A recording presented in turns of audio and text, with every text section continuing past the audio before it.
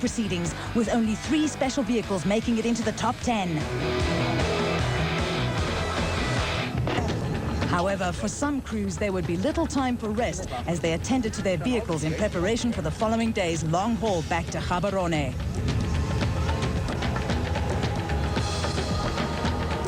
Early morning start to the final day of the Toyota 1000 Desert Race. Time for some coffee, a quick wash, and some last-minute preparations.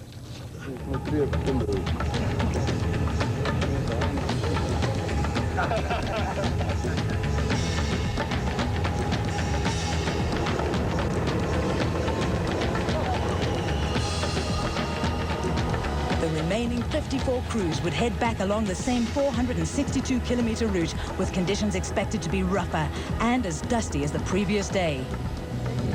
Off-road racing is a predominantly family affair, and there are many husband and wife combinations in the Bankfin Off-Road Championship, which no doubt makes for some interesting relationship scenarios in and out of the cockpit.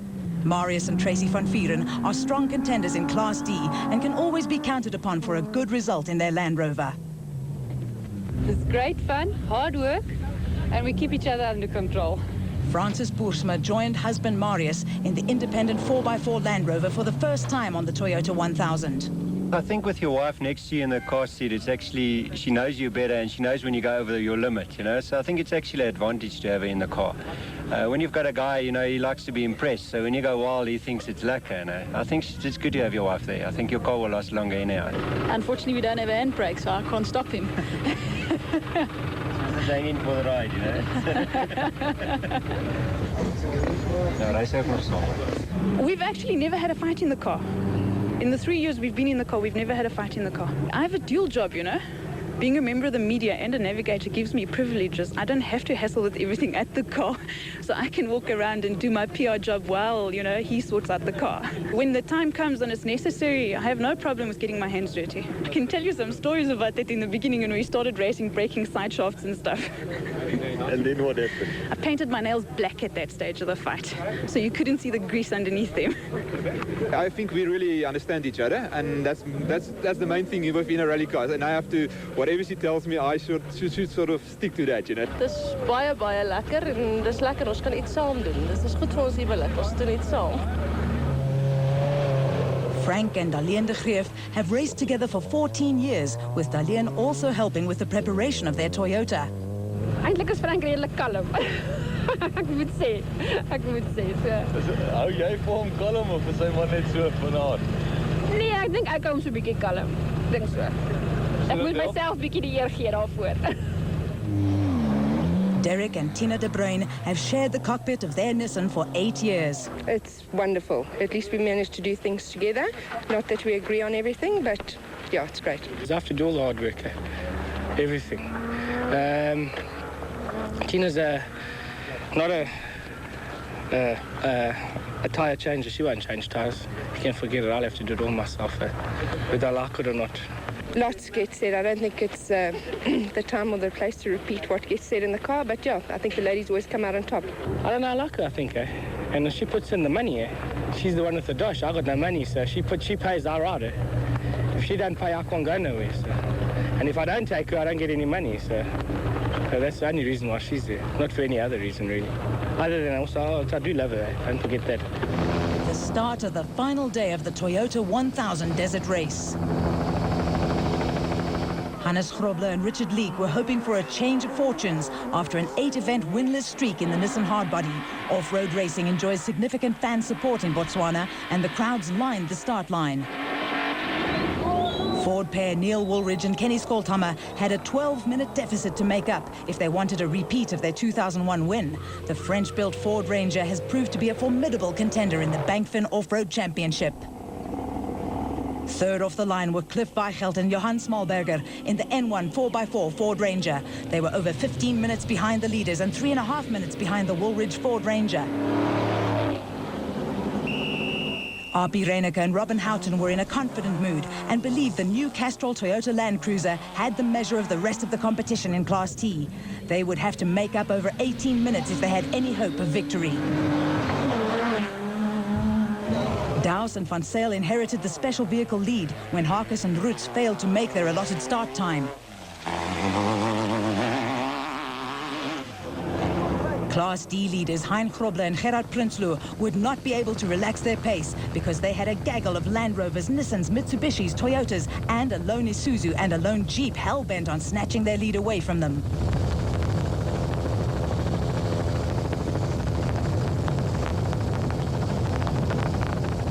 Henri and Maurice Zermatten had a clean run up to the overnight stop, making up 9 places to start the morning in 8th place. Greg Harvey and Boy Stone now led Class A in the Queen Motorspares Gymco by 6 minutes from Roy and Milton Slabber. Production Vehicle Championship leaders Piet Haasbroek and Christo Bosch were at home in the conditions and likely contenders for the Class D win in the Castrol Toyota Land Cruiser. Shimmy van Vieren and new co-driver Henny Tersteege were 4th in Class D in their Castrol Toyota Land Cruiser, only seconds behind rivals Haasbroek and Bosch. Up at the front, Grobler and Leek were on a charge in the Nissan hardbody, but not relishing their role of pathfinders. Cattle were an ever-present danger.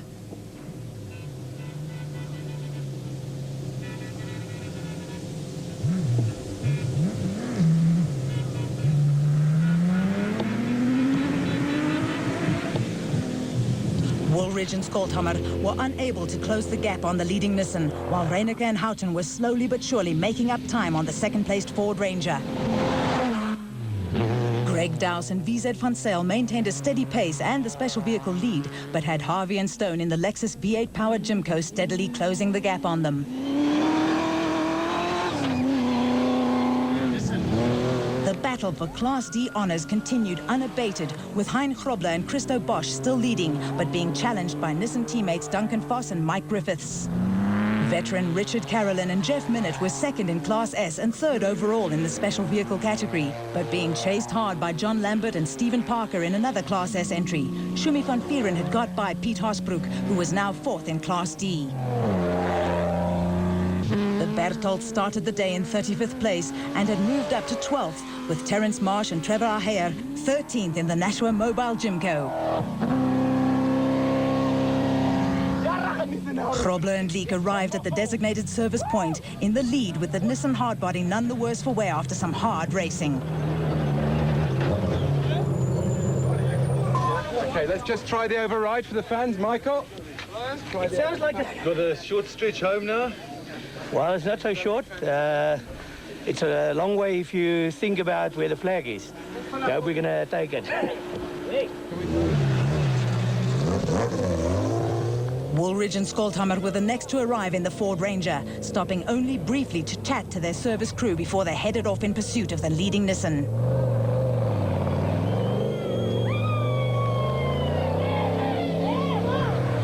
Reineke and Houghton still held down 3rd place and spent minimal time in the pits, while the pit crew completed a quick safety check and refueled the Castrol Toyota Land Cruiser. The pressure was on.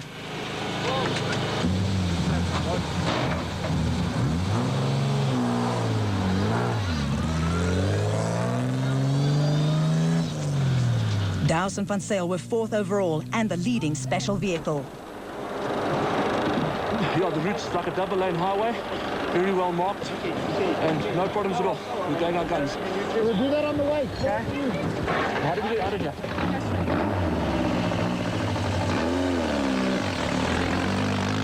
There were problems in the Harvey camp. Rack packed up here about 20 k's out. And it's difficult to drive this car with no power steering. So we had to tap off a bit. But other than that, it's been going great. Absolutely great. Wonderful run. Hein Grobler and Gerard Prinsloo arrived with Foss and Griffiths on their back bumper. Carolyn and Minnett were next up, followed by Lambert and Parker. Both drivers are former winners of the Toyota 1000 Desert Race and were once again locked in battle for Class S and overall honours. Interestingly, the first 3 special vehicles were all of the older beam axle design. There was frantic activity in Piet Haasbroek's pit. He and Shumi van Vieren had come into the service point together, and the race was now on to see who would be first back onto the route. Haasbroek won this part of the race, and van Vieren had to be content to follow in his dust.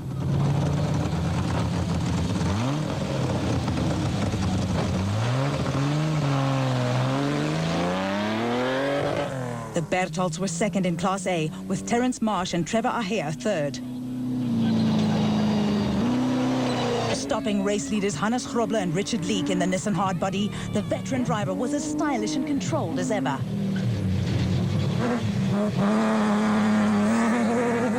Woolridge and Skolthammer had a firm grip on second place, but could make no impression on the leading Nissan. Third was still held down by Reyneke and Houghton, whose Toyota now sported some panel damage. With Special Vehicle Championship co-leaders Weir Smith and George out of the race, all Dowse had to do was finish and hopefully win to take a commanding lead in the championship. Hein Grobler retired with electrical problems and handed the Class D lead to Nissan teammates Voss and Griffiths.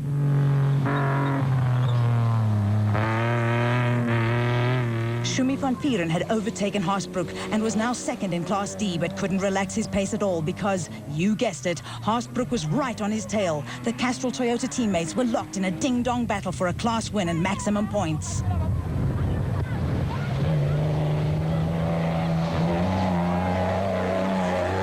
The M&D Class Bat of the Bertholds was the first Class A entry on the road, but on corrected time, Harvey and Stone were still the class leaders.